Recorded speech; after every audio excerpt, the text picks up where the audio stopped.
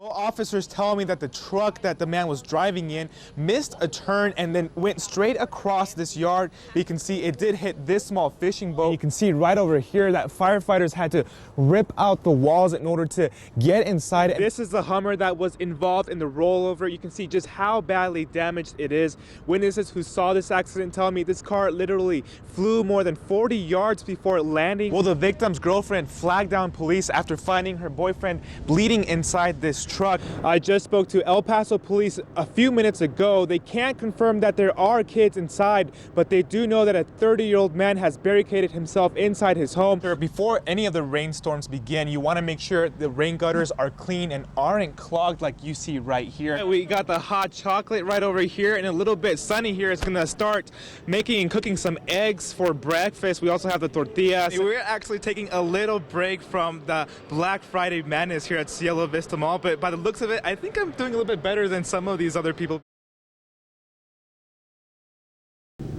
Yeah, it's quiet now, but that wasn't the case last night. Here on Marvin Lane and right near Las Casitas Drive in Montana Vista, the man's family reacting emotionally when they learned Rafael Lopez is dead.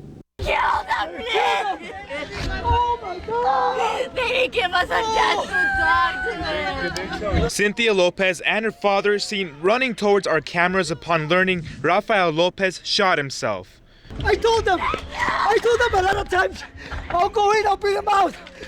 They killed them. Lopez locking himself in a Montana Vista home in a standoff with authorities.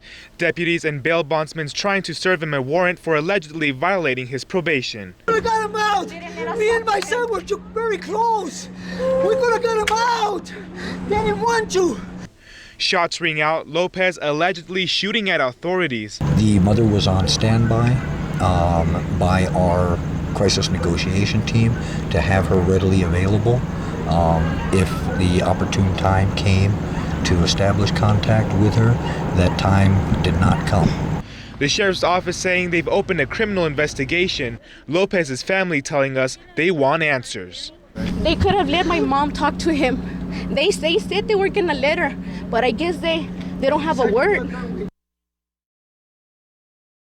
Well, we were first on the scene of that fire, and you can see right over here that firefighters had to rip out the walls in order to get inside and extinguish the flames. Now, investigators tell me that the family was having a campfire in the backyard last night, but instead of using water to put out the flames, they used sand instead. Where I live with my kids, now it's gone. Lynn Padilla, a single mother of 3, has no place to live this morning. Padilla says they were about to go to bed when their trailer caught fire. Just get my papers and get the kids safe, and we run from the trailer because we have gas tanks inside. It happened in Anthony, New Mexico around 9:30 last night near Sandia and Lincoln. Padilla says she smelled smoke and told her kids to run outside. The fire was very tall, and my little kid was in the last room. He was sleeping. I ran to tell him to wake up. Firefighters say the fire started in the back of the trailer. Doña Ana County fire investigators tell me they believe the fire spread from a small campfire that was improperly put out. Neighbors who witnessed the scene tell me they could see a bright orange glow coming from the trailer. At first, I thought it was just like some barbecuing, but then the smoke, it didn't really smell like anything good.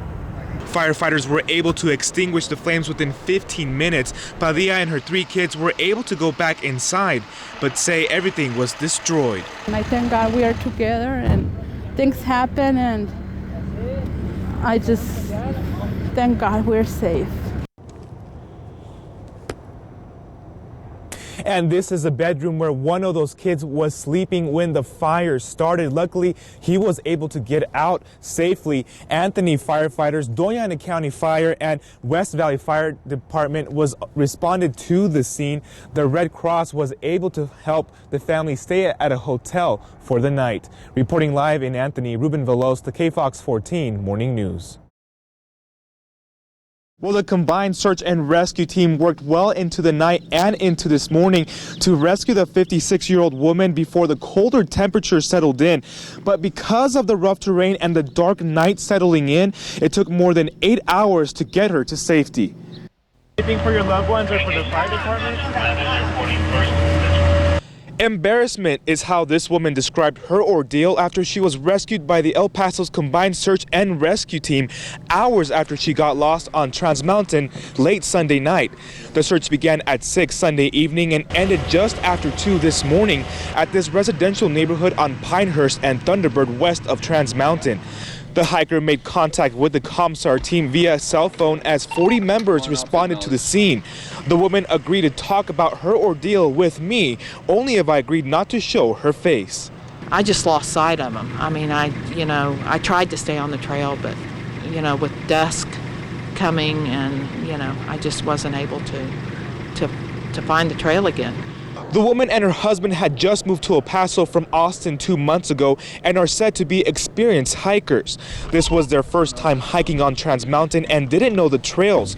She tells me all she could do was crouch down and wrap her arms around her knees to stay warm. They had lights, and when I would see their lights, I would yell and tell them that their lights were coming at me. Rescue crews had to use a helicopter and night vision goggles to find her.